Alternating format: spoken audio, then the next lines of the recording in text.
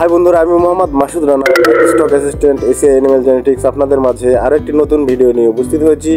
ভিডিওর থাম্বনেল দেখে আপনারা বুঝতে পেরেছেন ভিডিওর আলোচ্য বিষয় হচ্ছে কীভাবে একটি গরুকে সহজ পদ্ধতিতে ইঞ্জেকশন করা যায় এবং একজন নতুন খামারিও এই পদ্ধতিতে ইঞ্জেকশন করতে পারবে। এই ইঞ্জেকশন করা শিখতে হলে কীভাবে আমরা ইঞ্জেকশন করি, এই কৌশল জানতে হলে আপনারা অবশ্যই ভিডিওটি স্কিপ না করে শেষ পর্যন্ত দেখবেন। আমরা এক্ষেত্রে এই গরুটির চর্মরোগের ট্রিটমেন্ট করবো। এখানে 3টে ইঞ্জেকশন ইউজ করা হয়েছে। একটি হচ্ছে স্টেরনভেট, একটি হচ্ছে অ্যালারভেট এবং অপরটি হচ্ছে আইভারমেকটিন গ্রুপের। এই 3টি ইঞ্জেকশন আমরা এই গরুতে ব্যবহার করব। চর্মরোগের ক্ষেত্রে আপনারা এই ধরনের ইঞ্জেকশন ব্যবহার করতে পারেন, অবশ্যই ডক্টরের পরামর্শক্রমে।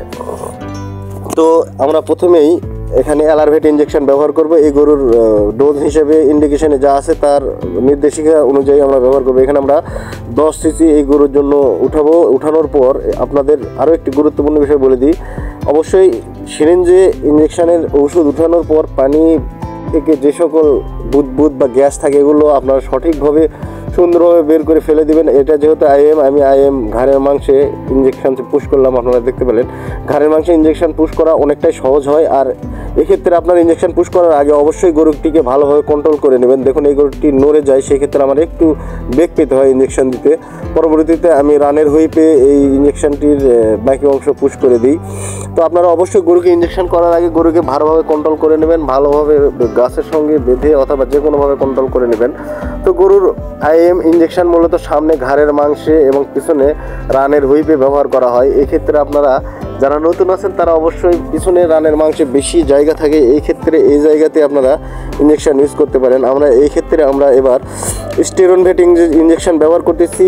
এর নির্দেশিত মাত্রা অনুযায়ী আমরা এই গরুতে ব্যবহার করব। আপনারা নিজেরা চর্মরোগ হলে বা যে কোনো রোগ হলে স্টেরন বা ডেক্সামেথাসোন বা স্টেরয়েড কখনোই ব্যবহার করবেন না। আমরা যখন দেখি যে গরুতে পরিস্থিতি বিবেচনা করে আমরা এই ধরনের ইঞ্জেকশন ব্যবহার করি। আমরা এটা দেখেন, আমরা এই গরুর পিছনের রানের মাংসে ব্যবহার করব। আপনারা দেখতে পাচ্ছেন সুন্দরভাবে ভিডিওর মাধ্যমে আপনাদেরকে দেখিয়ে দেওয়ার চেষ্টা করতেছি যে কোথায় দিব।